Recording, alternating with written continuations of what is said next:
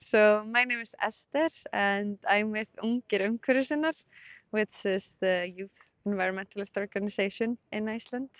And I'm also a journalist and a PhD student, and I work on environmental issues with that.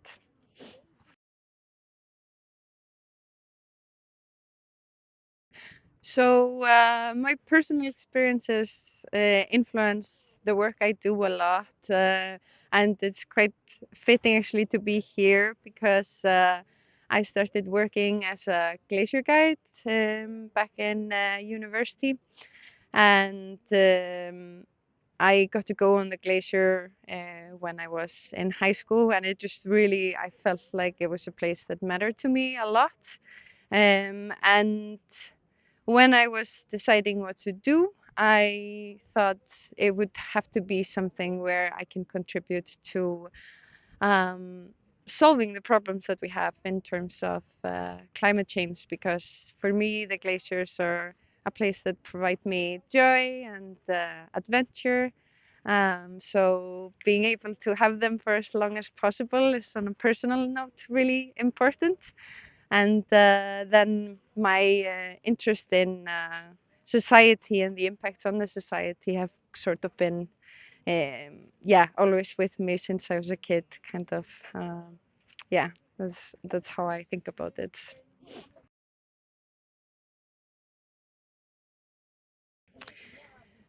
The biggest climate issues I see in the Arctic, I think, are especially in relation to the people that live way up north.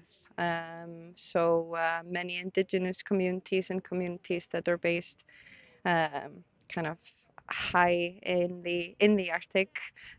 So being in Reykjavik, um, I don't feel it personally so much on my day-to-day life.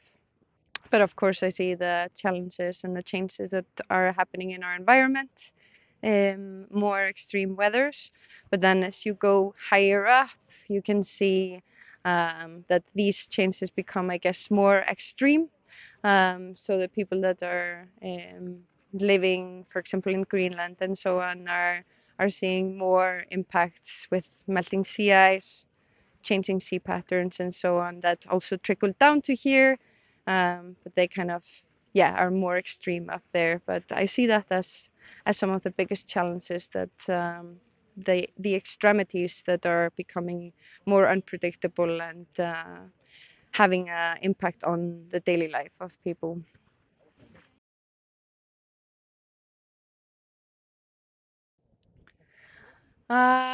So I went on a journey with scientists up to Nunatak, a little mountain peak that comes out of a glacier further east in Iceland.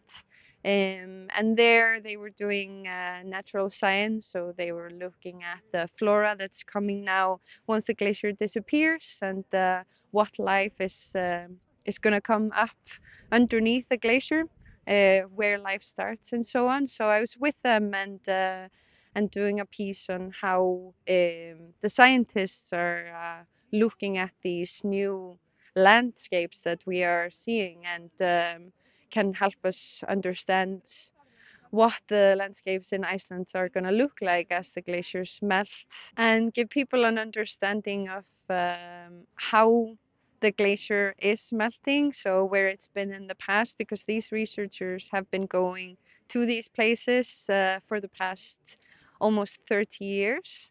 So they've seen it, and when I have my camera with me and I can take pictures and I can show people how the difference is, that also helps them to comprehend it. But I think also a role for me with this piece is to not just give them this kind of dread or feeling of hopelessness, but also to see nature in a different light, and hopefully learn something new, learn to care about it, learn to be curious and interested, because I think that can also help us in the crisis we are in right now.